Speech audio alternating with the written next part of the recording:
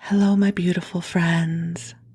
I am Laurel Bleadon-Maffei with Illuminating Souls, welcoming you to this episode of Sleepy Bedtime Blessings, a podcast designed to help you rest, relax, and fall asleep, all while deepening in your connection with your beautiful team of angels who love you so. If we're meeting for the first time, I am an angelic practitioner, a spiritual teacher, and an encourager of souls. And I do this through one-on-one angel sessions, soul mentoring, and a variety of classes designed to inspire your spirit. And you can learn more at my website, illuminatingsouls.com, where you also can sign up for my daily inspiration email blast. And I will send you an inspiring email every weekday. But for now, the angels and I are here to help you come into a lovely state of rest. And I want to say to you, happy anniversary. And you might wonder, what am I talking about? Well, my friends, December 1st, 2022 marks the first anniversary of my podcast, Sleepy Bedtime Blessings. And so it's our 1-year anniversary of coming into this sanctuary for sleep together. And I want to thank you for listening and being a part of our Illuminating Souls family. This podcast spoke to me for quite a while before I finally got up the energy to create it. And many of you have heard the story before, but I will share it here with you again, especially if you're new to the podcast. I have been using sleep podcasts myself as part of my self-care routine for years, and I love the genre so much. And I started contemplating that I wanted more, that it didn't seem like there were enough sleep podcasts out there, because sometimes I would look to try and find just the right episode that I was longing for one of the evenings when I would fall asleep. And there were so many different kinds out there. Some of them were storytelling, where people would tell you stories from their lives. Some of them would read books that were in public domain. Some would do meditative journeys. And I loved the variety of the sleep podcast genre. And I was guided to add my voice to the community. And last fall, the soul whispers got louder. And the thing was, though, the idea of recording content to me felt like the easy part, because that's something that's in my wheelhouse, sitting in front of a microphone or a camera and teaching or talking. That comes easily to me. I know that's not in everybody's wheelhouse, but for me, that part was the easy part. The technology part also wasn't terribly intimidating. My wonderful friend Andrea Scher a few years ago had taught a podcasting class upon request. I had asked her if she would teach a class about podcasting, because she has a wonderful podcast that I love, and I wanted to learn from her. So she offered this great podcasting class and taught a lot of the technology needed, right? How to find a hosting company for your podcast. I had learned how to edit on a program called Audacity, which is a free program, which is fairly easy to learn how to use. And several years earlier, I had purchased a Blue Yeti microphone because I thought at some point I would podcast. So it was just sitting here in my office. So all of that felt easy to me. The part that felt really hard was marketing it because I just didn't have the energy for it. It's not that it's really hard work. It's just, it wasn't in vibrational alignment for me to start up new social media channels and create new marketing content to try to get the word out about the podcast. So my agreement with the angels was, you know what? I will record it and I'll announce it to my audience, and whoever listens, listens. I'm not going to dive into launching it and marketing it because I just didn't have the bandwidth for it. And truth be told, I still don't. But the loveliest thing has happened over the past year. You have found your way to this podcast. And the cool thing about an adventure like this is adventures unfold and they reveal more of ourselves to ourselves, and they teach us as they go. So when I started this podcast, I did not realize that sharing my stories with you was going to be such a big part of it. But truth be told, this year of 2022, I have fallen deeply in love with the art of storytelling and story sharing. And I've started facilitating a wonderful class called The Power of Your Voice, which has morphed into the Soul Stories Guild, where we gather together and share our stories with each other. And I get to share stories with you. And it has truly become a great joy of my life that I didn't even know was available to me until I started this podcast. The other thing that has been revealed to me is the wondrous experience of hearing how you utilize this podcast. Right? I've heard from some of you that this podcast helps you fall asleep, which was its original intention. And I've heard from those of you who listen during the day because you enjoy the stories and the energy with the angels, and it keeps you company as you go for your walk or putter around the house or work on your creative projects. And I love the intimacy that is being created through our podcast. I love the emails, the notes that you send me about how certain themes or topics resonate for you. And I don't know about you, but for me in life right now, this kind of intimacy is so beautiful. I am self-employed and I work out of my house. I'm blessed to live with my husband. I have lovely friends. I have a lovely intimate community of people who participate in my classes, and I get to spend time with them. But I really miss the intimacy of sharing ordinary, everyday life with a community. And I feel like some of that is being created in our podcast family. Even if I don't hear from you, I know that you're here. And so I get to come into the blanket fort and broadcast and send you love.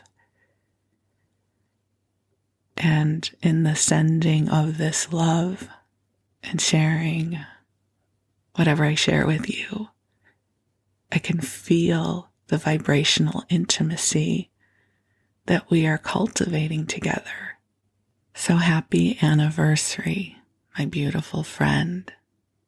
Thank you so much for allowing me the opportunity to spend this time with you. Your time is valuable, and that you are choosing to listen to this message. I am deeply honored. Thank you so much. You have carried me through a really magical experience with this podcast. You know, when I started, I committed to 100 episodes and a year. That was my agreement with myself and with the angels, because I knew I didn't want to stop part of the way through because I lost my zhuzh, I lost my energy, or I was disappointed by the results.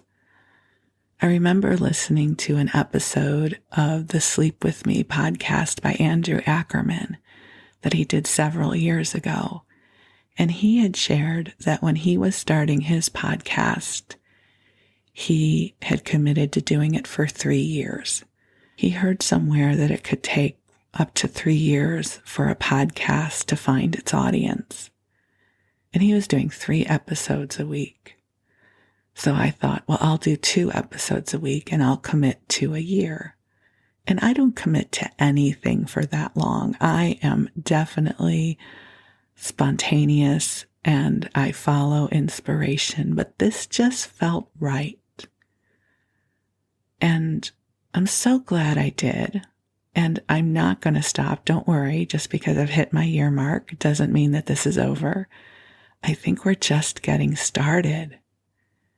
I love getting to come to the blanket fort and share this time and this space with you.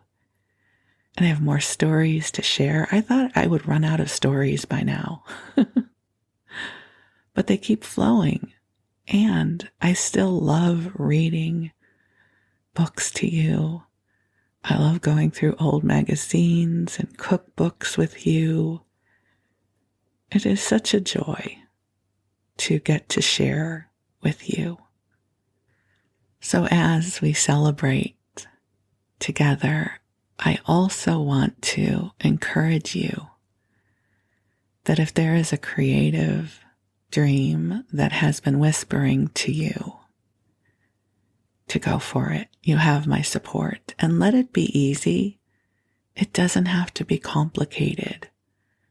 One of the things that I have learned over the years is to look at where I overcomplicate things, because I want them to be perfect. I want to do things the way other people do things. And the truth is, more often than not, I just don't have the energy for it. I really have to modulate how I use my energy and life force in the world. So this part of podcasting, this is the easy part. I just talk to you from my heart, and then you listen. Isn't that wonderful? And the love comes flying through. And the part that I still don't have a ton of energy for is the marketing of it. And so if you are at all inclined to help, don't worry, you don't have to market my podcast for me, but maybe tell a friend. Maybe you have a friend or two that you think might enjoy this odd mashup of conversation. So if each of you share this with a friend or two, our audience will grow. So how's that for an agreement? Just if that resonates for you, no pressure, but that would be awesome. And really, I'm just so grateful you're here. I love you so much, even if we've never met. And the angels are here and they love you too. And I'll call them in so that we can participate in the ritual of the angelic invitation together. So I invite you to close your eyes and get comfortable in your body. And if you are preparing for bed, you'll just cozy on in and snuggle on up, or cozy on up and snuggle on in, whichever is your preference. And we'll call ourselves forward into the heart of God. And beautiful angels on high, I invite you to join us here, and I am so deeply grateful, angels, for your invitation that you sent out into this universe for each one of us to help co-create this beautiful, light-filled sanctuary, to support each one of our beloveds in activating even more of their well-being. And angels, thank you for the miracles that you are seeding upon each of our respective paths. And angels, I ask that you bring forward waves of healing, waves of inspiration, waves of blessings, and waves of goodness. So, dear ones, just take some nice deep breaths in, allowing the beauty of this moment to flow to you now. You are a blessing upon this earth. This world is better because you are here. Just take a deep breath in, and even if you do not know how or why this is true, just know that it is. My heart is filled with so much love for you. Not only my own heart's love, but the love that the angels have for you is flowing through now. So our invitation to you is simply to receive, to connect with the wisdom and the magnificence of your spirit, to know that you are a beloved child of God, to know that right here and right now, sparks of inspiration and portals of opportunity are flowing to you. And all you have to do is receive. So take some more nice deep breaths in, allowing your body to relax as a wave of love flows all around you, filling the room that you are in with a soft pink light. And even though you cannot physically see it, perhaps, allow yourself to imagine it in your mind's eye, or simply know that this beautiful light is with you now. And this light infuses blessings upon your home, wherever your home is. May you feel the blessings of home. Home is such a powerful concept. And even if you are dwelling in a place that may not feel like home, right now the angels are going to bring to you a vibrational elixir of home energy, the beauty of home, the loving of home, the expansiveness and the sanctuary of home flows to you now, bringing healing to your heart and loving to your spirit. Take another deep breath in, just allowing yourself to listen to my voice and the rhythm of the words. And if your intention is to drift off to sleep, to know that you have my blessing in doing so. I promise not to share anything so important that you need to stay awake. You can drift off and the angels will watch over you. And if you're not quite ready for sleep, it's okay, because I'm going to tell you a story. So in addition to this being the 1-year anniversary of this podcast, it is also the 15th anniversary of my husband and I buying the house that we live in now. And it's interesting that the angels were bringing forward the vibrational elixir of home, because a house isn't always a home. It can take a while for the place where we are dwelling to feel like home.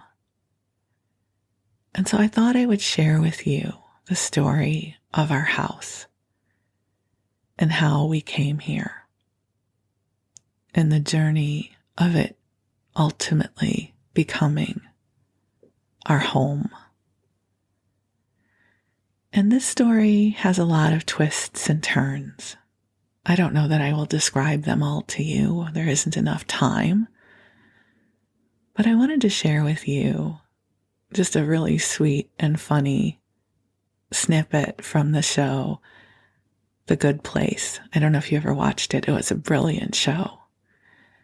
And Ted Danson, who is the big kahuna of The Good Place, is trying to teach the other characters about how time and life work. And he has a big paper easel out, and he says, okay, this is how a lifetime works, or something like this. I might be getting it wrong. This is how I remember it. This is how your timeline works in life. And in huge cursive script, he writes the name Jeremy Bearimy. And Bearimy is spelled with an I, and I'll tell you why that's important. So he points to this giant script, Jeremy Bearimy, and he says, this is life. And everyone looks really confused. He says it doesn't go in a straight line. It loops around and it comes back on itself, and it looks like the name Jeremy Bearimy.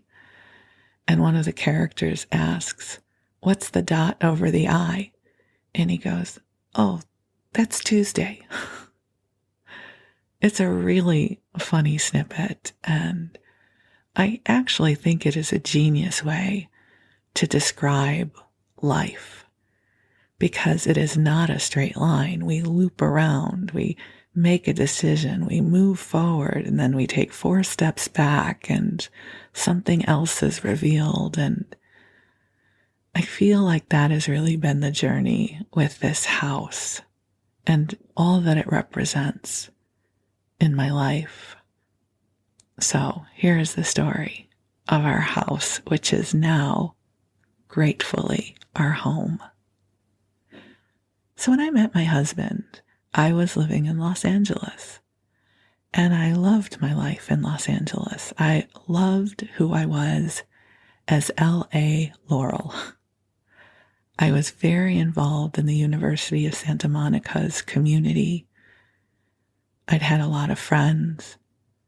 You know, I had lived in LA for many, many years, so I had a depth of social circle with lots of people I loved. I had a wonderful social life, and I loved Los Angeles.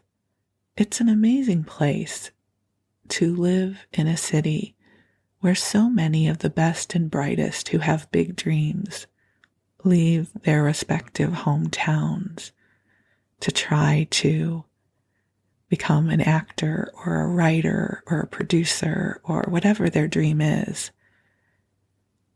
I experienced Los Angeles as a very vibrant place to live, where anything was possible. When I met Wes, I was living in a 2-bedroom apartment that I wasn't crazy about, but it was rent controlled, and it was in a neighborhood that I liked. But truth be told, the apartment had started squeezing me out, and here's what I mean by that. the neighborhood started getting really loud and crowded. It was an old apartment, but not one of those cool old apartments with a lot of character. It was like a cracker box.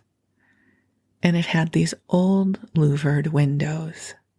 I've heard someone call them Jalossi windows. And because the building was so old, they never quite closed all the way.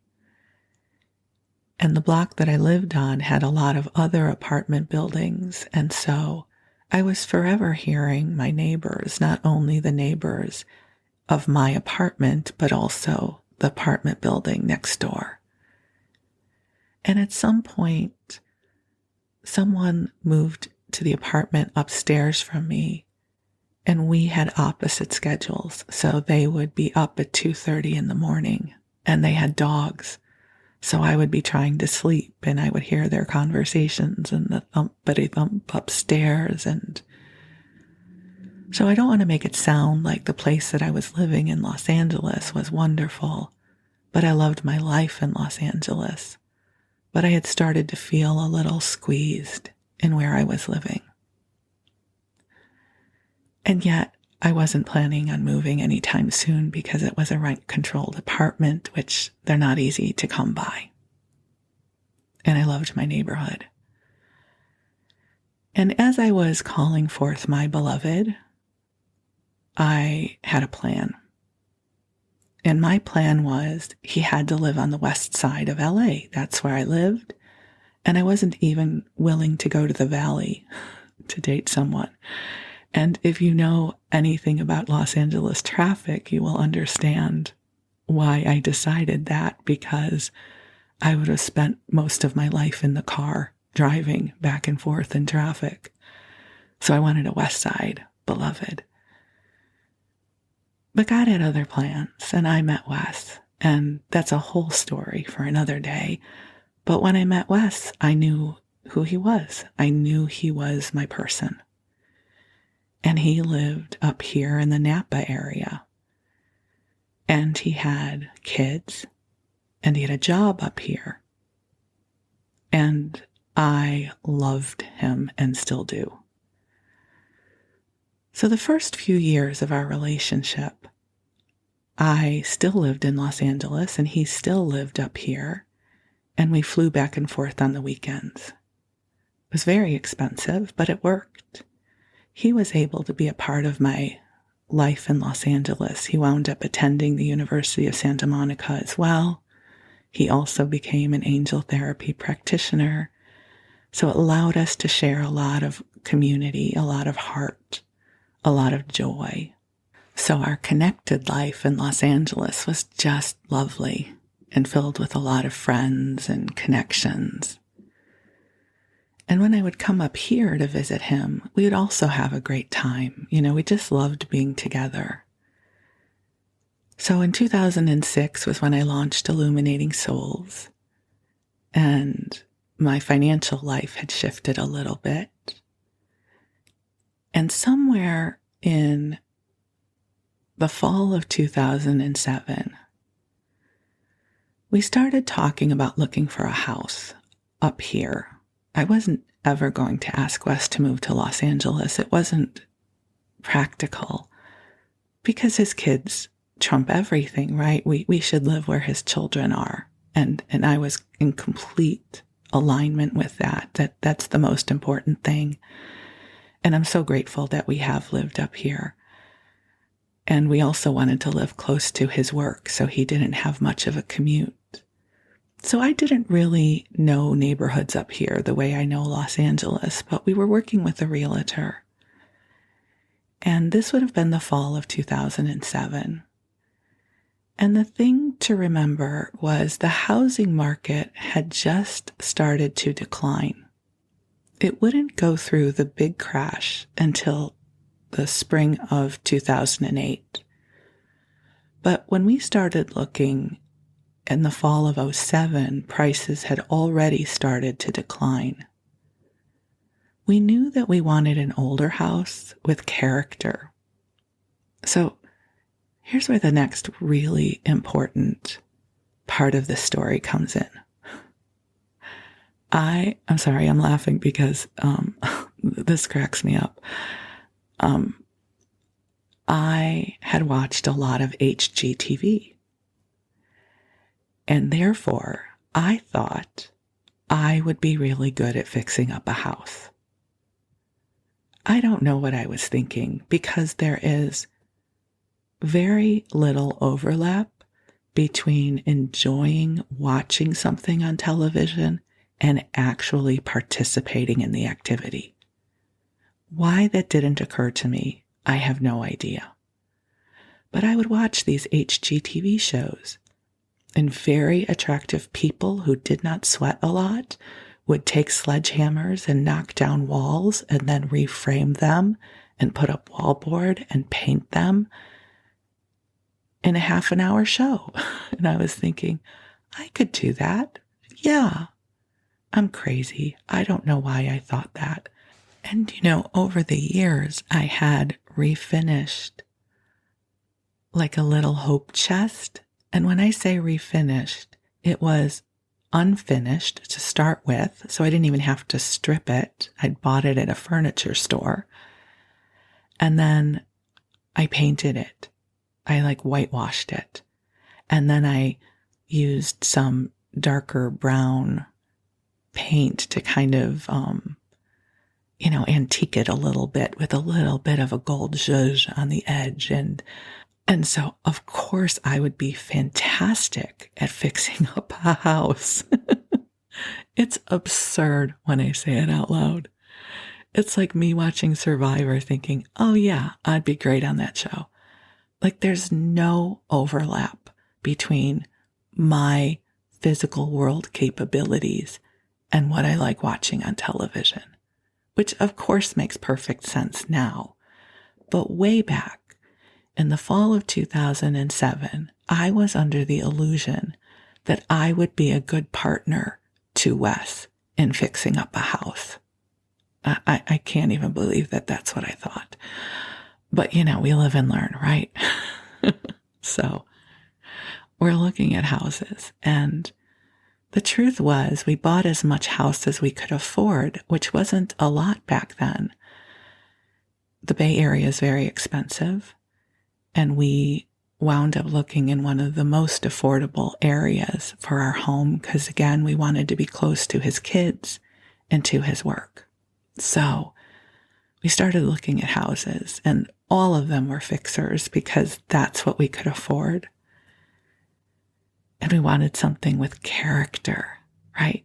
Oh, we wanted something with good bones, as if I knew what that meant because I had watched a lot of HGTV. And I loved all the flipper programs because flipping was very big back then. And if you don't know what that means, it's when somebody buys a house that's a fixer and they fix it up and then they resell it for a lot of money. So those were flipper homes. So we're looking at all these different houses that were in our price range, and all of them needed some level of work. And we came upon this house, which was in really bad shape. It had been neglected. It was a foreclosure. And the bank owned it, and they hadn't done any cleanup to this house other than clearing things out when we first saw it. But in my mind, the house had character. It had a wood-burning fireplace, which I had wanted. It had coved ceilings, even though there was popcorn on the ceilings. And I don't know what they call this outside of the US, but it's a type of coating that's bubbly that goes onto ceilings. I think it's supposed to help acoustics or something like that, but it's really unattractive. And there was this filthy, dirty carpeting on the floor, but we pulled it back and saw that the floors underneath were these gorgeous parquet hardwood floors with French curl around the border. And so I thought, this is a great house for us. Good bones. And we could afford it. And my husband just wanted to make me happy. He's such a good guy. He wanted to make me happy. And so I was excited about the house. So he got excited about the house, and it was in our price range. And some weird things happened with the appraisal and the bank, and we probably should have backed out, but we didn't. And so we got this house. But this house needed a lot of work. So it was really dirty. Whoever had lived here before had smoked like a chimney, so everything was covered in nicotine. And it's now an empty house, and we have 30 days to fix it up before my husband has to be out of his apartment. And we're doing this on the weekends. So we have one piece of furniture in the house. It is a cold gray metal folding chair. So my tasks were to wash the walls in the kitchen and the laundry room and one of the bedrooms, to paint the kitchen and the laundry room, to lay linoleum tile down in the kitchen, and to not only wash the walls in the bedroom, but to take down the gross, disgusting wallpaper in there so that we could paint the walls.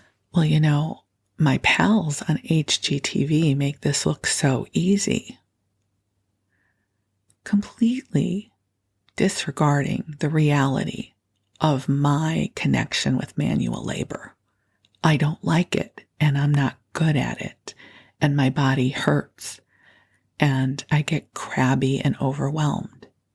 So poor Wes, because I get started in the kitchen, and I'm in way over my head, and he's working on, I think at that point he was working on refinishing the floors in the bedroom and the bonus room, which would become my office.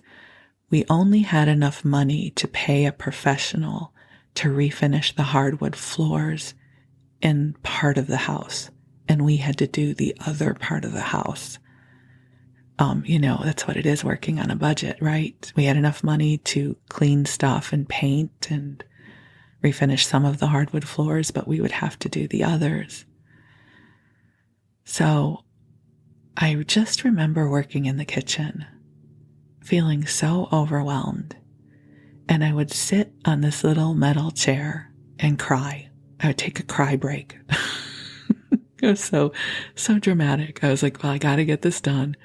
So I would wash a wall, I would paint a wall, and then I would sit down and I would cry.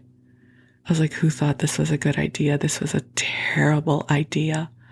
And that's how I wound up making my way through the kitchen. And I still can't get over that I laid down this linoleum tile by myself.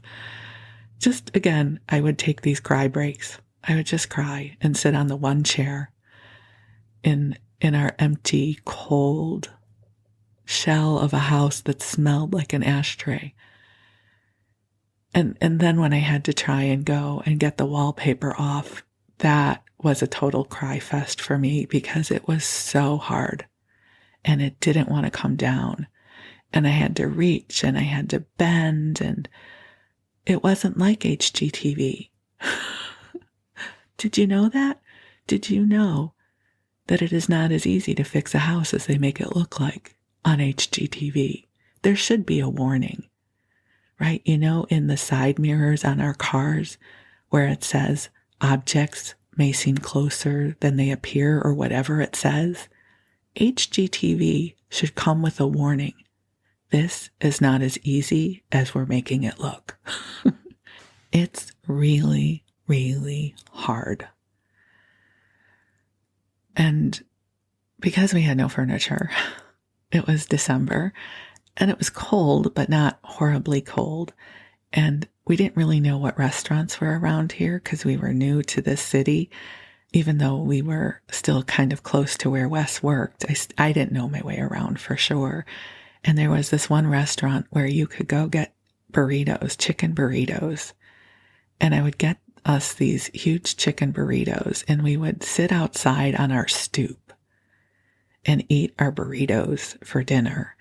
And the neighbors across the street had a sunroom on their second floor, and they had a Christmas tree and Christmas lights. And so at night, it would be lit up like a home. And meanwhile, our house, which was not yet a home, was cold and dirty and needed a lot of work. And so we would sit on the stoop and eat our burritos and just look longingly at the Christmas lights across the street, thinking, someday this will be a home. Someday this will be comfortable for us. So we somehow made it through those 30 days so that Wes could finally move in. Because, when you're moving out of an apartment, you need to be out by a certain day. But I just remember crying a lot and being really, really overwhelmed. And I will forever have that vision of that gray metal folding chair and how cold it felt on my behind as I sat on it and cried, but still had to keep going. It's like I said to myself, you can cry, but still keep working. And it was a really, really rough transition.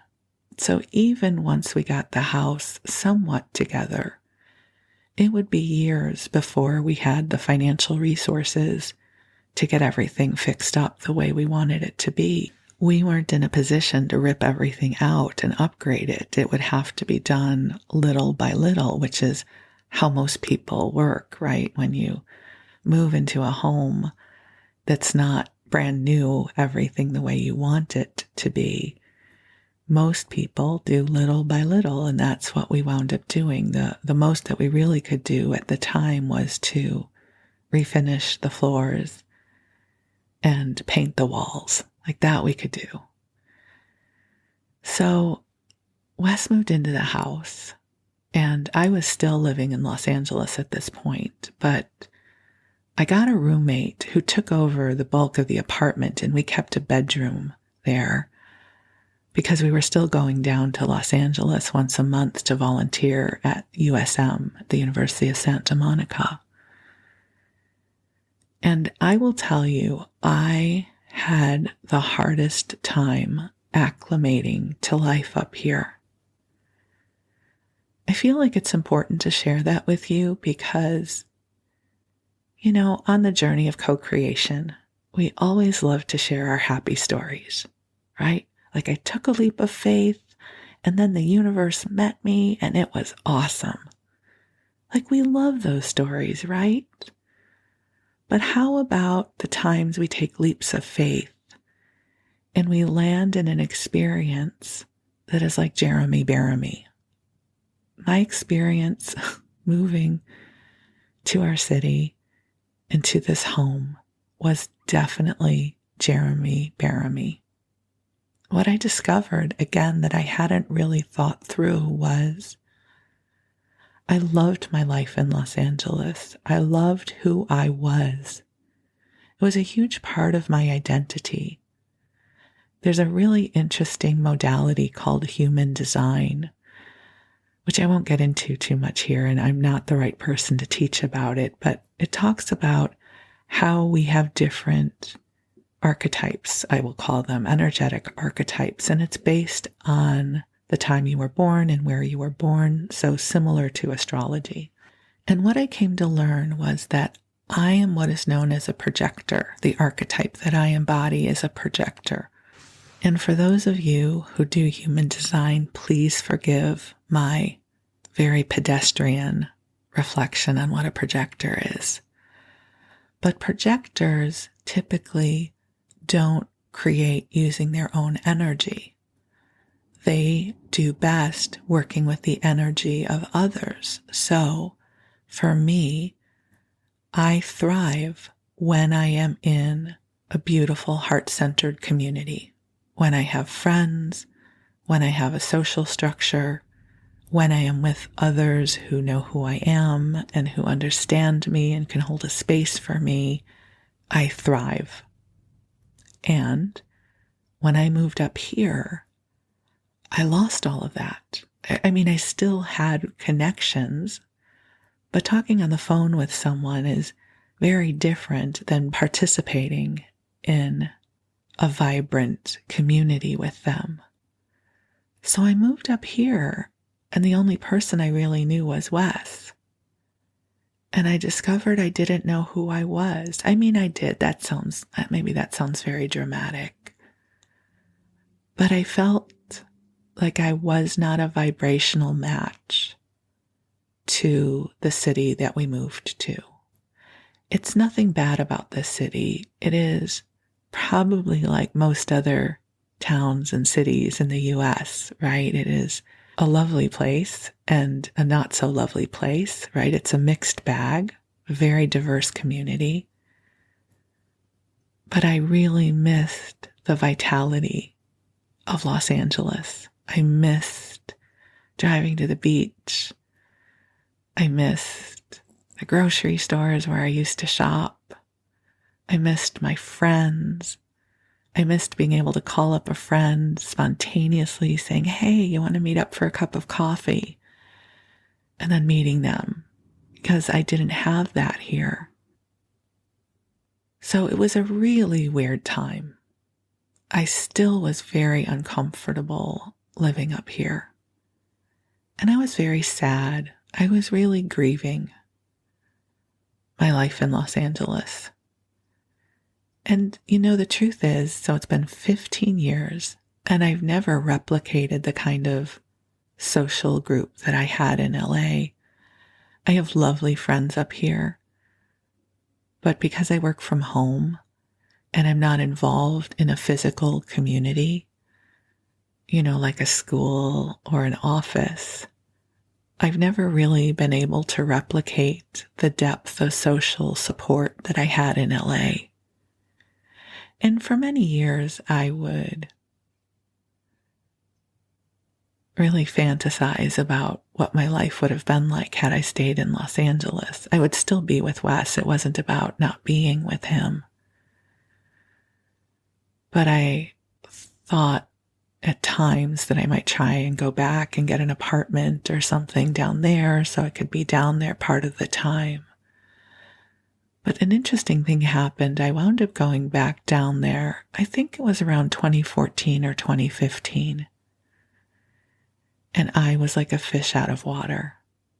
I don't know what had changed, but I remember calling Wes. I was on Beverly Drive in Beverly Hills, which was a place I had always gone because I had lived just a few blocks from there. And I was crying on the phone to Wes. And I said, I don't belong here anymore. I don't know what's changed. This is not where I belong anymore. And I want to come home. And it was one of the first times that I had this realization that somehow my life up here had become home. And I don't know exactly when that happened. I really resisted falling in love, even falling in like with where we live now. I remember early on, I was at a friend's house. She was having a gathering, and I was complaining about where I lived. I said, I don't like living here. And she said, yet. I said, what do you mean? She says, you don't like living here yet. The yet is important. And I was like, I guess so. I don't like living here yet. The yet almost felt like a prayer. It almost felt like, like a prayer, like, oh, please, God, let there be light at the end of this tunnel, because I was struggling so much with living here and my life here and the rhythm of life here. I loved living with Wes. That part was glorious. But this house was still difficult for me, and the city that we lived in was difficult for me. And so I'll share with you a really sweet moment when I started looking at things differently. It would take a long time, just so you know. It's not as if, 6 months passed and then I was happy. it would be years of struggling with this concept of living here and where do I belong. And it's not that I was holistically unhappy in my life. My life has been lovely in so many ways. But the vibrancy that I felt living in Los Angeles of who I was, and I was on purpose, and I had my people, and I had my community, wasn't replicated up here. So ever since we've moved into this house, I have worked from home. So this office that I'm in that you will see on my videos has always been my office, even though it has changed over the years. So part of that change happened because we had mold in the house back in 2016, which was a horrible experience. Seriously, it used to be when somebody would say, yeah, we had mold, I would try to be empathetic and go, oh, I'm so sorry. But once we went through it, I'm like, oh my God, I am so sorry for you. It's so hard. And we were dealing with insurance company and contractors and everything else. And I called the Agape prayer ministry because I needed someone to pray for us. I was so overwhelmed. And I share more about that story. If you go to All My Sofas episode, I share more about that experience. So I call the Agape Prayer Ministry, which is phenomenal if you are looking for somebody to do a prayer treatment for you. It's the Agape Spiritual Center in Los Angeles, and you can either email them or call them, and a practitioner will pray for you, which is the loveliest thing ever. So I'm in complete overwhelm. And I don't feel well, and we're having to remediate our whole house, and we're stripping the old paneling out of my office and stripping it down to the studs. It just was so much. Again, now I've learned in physical world reality, I am not good at redoing a house. Maybe in the astral realm, I'm awesome at it, but I am no Chip and Joanna Gaines. I promise you. So I'm overwhelmed. And I call for this prayer treatment, and this beautiful practitioner gets on the phone with me, and she starts praying. And she starts saying things like, right where you are, God is. And right now, the angels are flooding your office. They are flooding your home with light, with love, with goodness, with grace, with miracles. And in that moment, I was like, oh yeah, they're angels. So this is going to sound really weird, but when I am in overwhelm, I forget about the angels. And in that moment, I had forgotten that I had spent thousands of hours calling in the angels in my office and in my home, in the work that I do. I had done sessions, I had done classes, and when she said that, the angels are flooding your home, I'm like, that's right. Yeah, that's right. The angels, the angels, they moved into this house with us. And you know what is so sweet? That when we first looked at this house at the end of '07, there were ceiling fans installed. And there were these porcelain pulls on the chain to the ceiling fan that said, angels gather here. That was one of the signs that we thought caused us to buy this house. And I had forgotten that when we moved into this house, the angels moved into the house too. And in that moment, in that prayer, something opened for me. And I don't want to say ever since then, but certainly after that, when my office was remodeled, and it's beautiful now. I love my office. And, we've updated other parts of the house as well over the years. This is our sanctuary. This house is filled with so much love. And I remember many years ago, before I met Wes, when I was going through my awakening, I would pray to one day live in a house filled with love. that the love was circular, that it flowed and flowed and flowed. And that is now our home. So even though this house was really hard for me to learn to love, this home loved me. And now when we travel, I can't wait to get back here because the vibration of this home is sanctuary for me. This is a home filled with so much love. The love of my husband, our joy in our life together, the things that we love, the people that we love when we get together, even though most of the time we do that outside now. And all of you. I have worked from home all these years in this office. And so there is a beautiful frequency of love that has filled the walls of our house over the years to help make it a home. So this is our 15-year anniversary of our house. And I've also, over the years, come to, I don't want to say love. I don't love the city where I live, but I like it. Because love is how I felt about LA when I lived there. Like I loved living there when I lived there. But I like where I live. I'm 60 years old, so things like having Costco 2 miles away from me is awesome. I can go to Costco whenever I need to, and it's not too crowded. All I have to do is drive 20 miles north of me, and I am in beautiful Napa, California, where I can go to my Whole Foods and my Trader Joe's. I have cousins who live in San Jose who I get to see. I have lovely friends that I get to visit with every once in a while. Nature is gorgeous around here.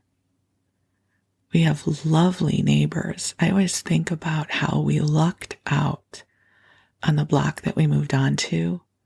Our neighbors are wonderful, and I love the block that we live on.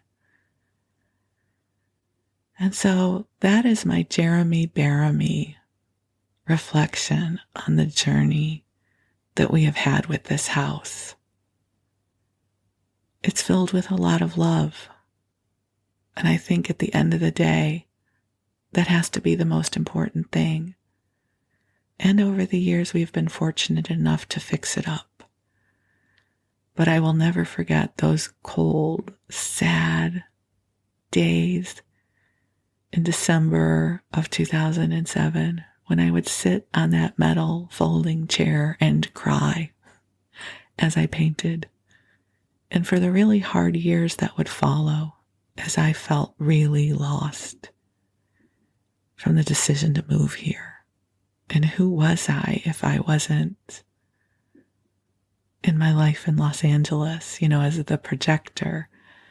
As I was sharing before, I don't even know if I resolved that storyline, but I thrive when I am in heart-centered community, and it is much harder for me when I am on my own.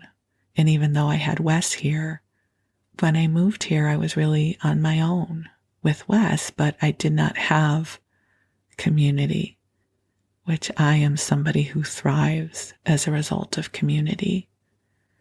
So over the years, I think my Illuminating Souls family has certainly become community. Many of you have become personal friends.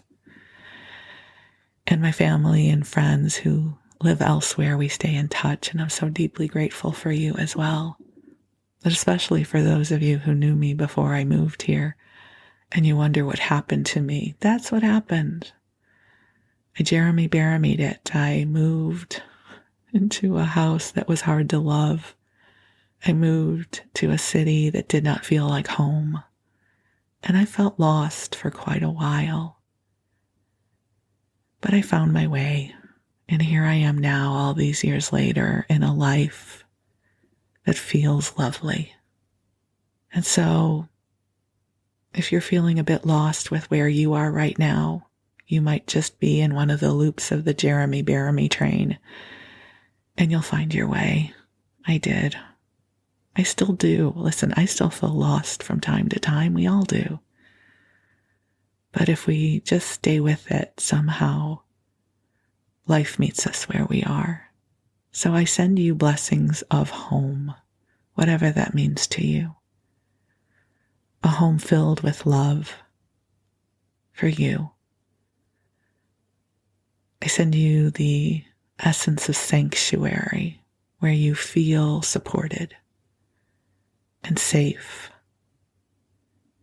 and held in the light of the divine. So thank you so much for allowing me to share the story with you, to share a little bit of my journey, to share the anniversary of our podcast and also the anniversary of our home, Wes and my home together. It's a lovely time to reflect on where life brings us. So here's to continuing our adventures together, my beautiful friends. We'll see where it takes us. So you rest well. I love you very much, and I am deeply grateful for you. And we'll talk again soon. Thank you.